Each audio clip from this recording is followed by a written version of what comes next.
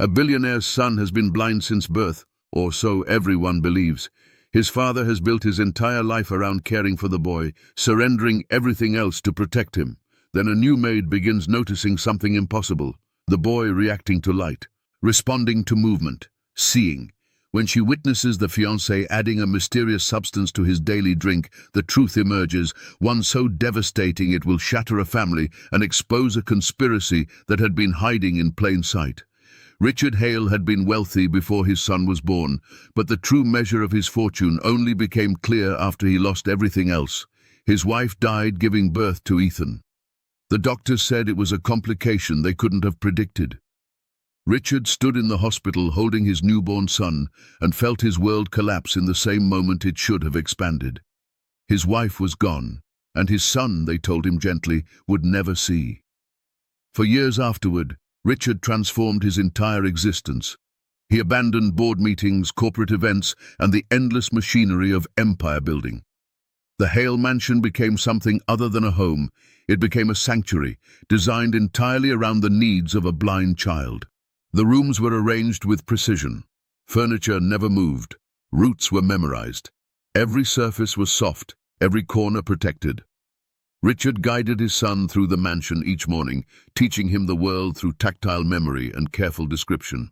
He read stories aloud in the afternoons, hoping something might penetrate the darkness that seemed to surround Ethan. He placed toys in small hands, introduced textures and sounds, and waited, always waiting, for some sign of connection. Ethan rarely gave one. The boy sat mostly in silence near the fireplace, holding his white cane or a toy, his eyes unfocused and distant. He didn't play. He didn't explore. He simply existed in the space his father had created for him, a boy locked behind unseeing eyes and a silence that no amount of love could seem to penetrate. The doctors had been clear: complete blindness, visual cortex involvement, no prognosis for improvement. Richard had accepted this diagnosis the way drowning men accept water, as inevitable, as absolute. He had learned to live in the quiet that his son's condition demanded. The mansion staff had learned it too. They moved softly, spoke in whispers, and maintained the stillness that Richard believed his son needed. The house became a temple to silence, and Richard, its devoted priest. Then Julia Bennett arrived. She came carrying her own grief, the fresh wound of a daughter lost. She had taken the position at the mansion, not for the wages, but for the isolation, a place where she could exist in the margins of someone else's sadness and perhaps find some peace in the service. On her first day, the staff member who trained her explained the rules without elaboration. The boy was blind, profoundly disabled, and required absolute quiet. Julia was to clean, keep order, and avoid disturbing the delicate ecosystem Richard had constructed. But Julia had always been someone who noticed what others missed. She began watching Ethan in the margins of her work, and she saw things that didn't fit.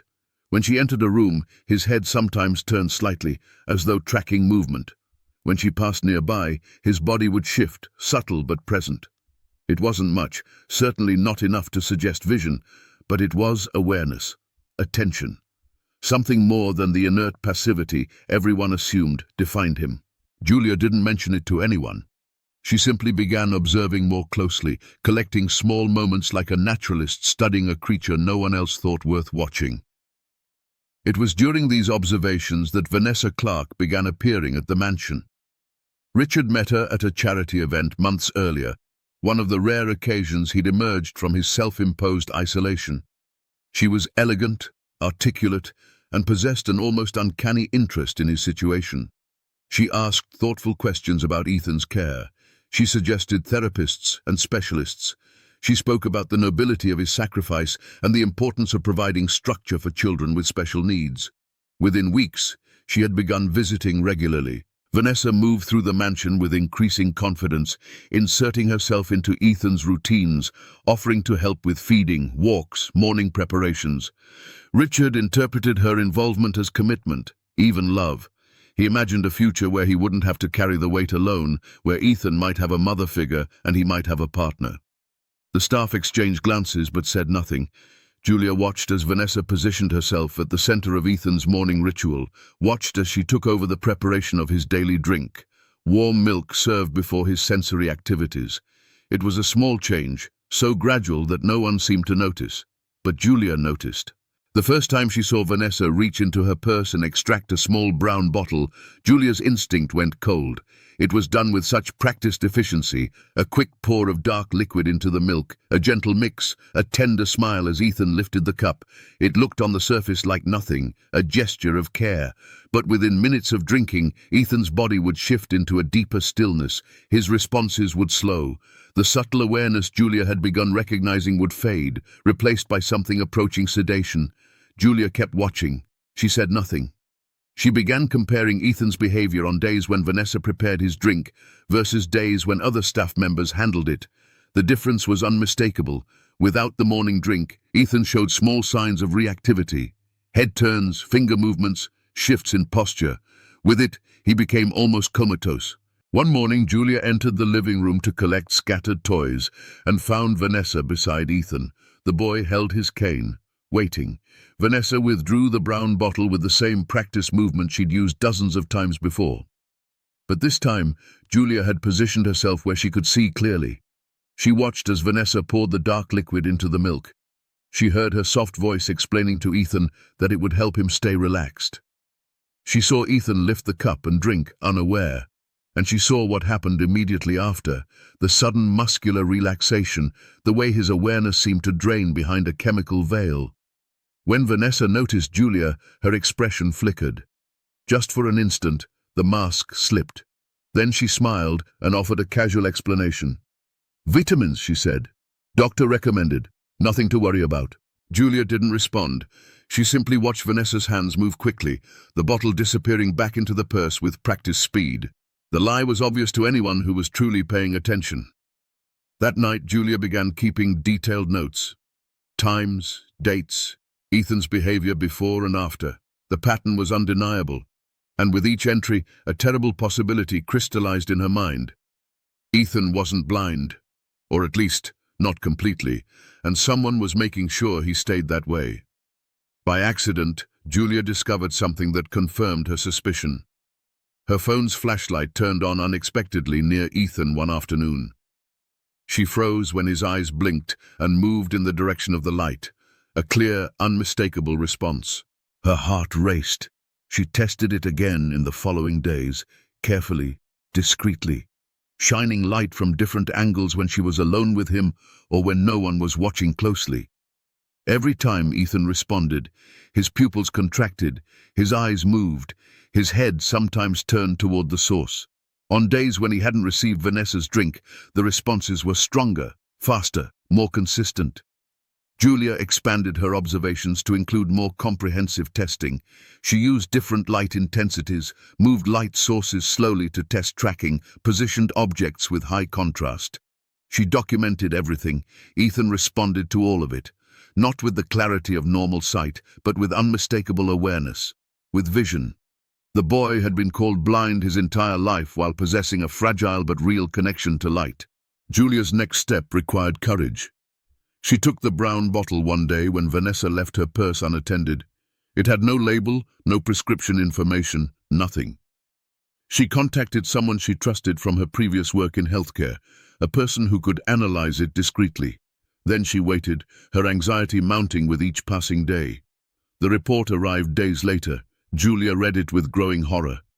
The substance was a neurological suppressant designed to slow reflexes and weaken eye responses. It created symptoms that mimicked profound blindness while actually masking normal neurological function. Someone had been systematically suppressing Ethan's vision, making him appear far more disabled than he actually was. She printed the report with shaking hands and requested a private meeting with Richard. Richard's face went through several expressions as he read: shock, confusion, denial, and finally a deep, bone-deep betrayal. He read the document twice, as if the second reading might produce different results. It didn't. He confronted Vanessa that evening. Her initial surprise dissolved quickly into defensive justifications.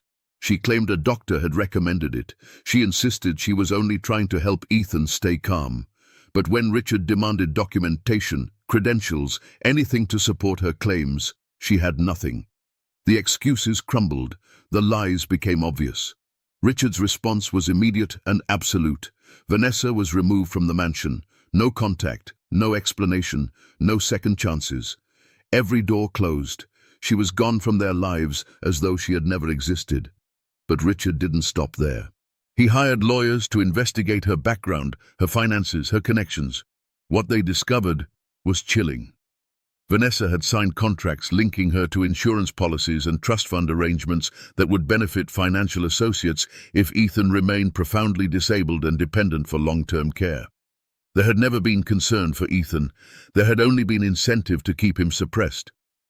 Richard immediately arranged for an independent medical evaluation. The specialist conducted thorough testing and confirmed what Julia had discovered. Ethan possessed partial vision.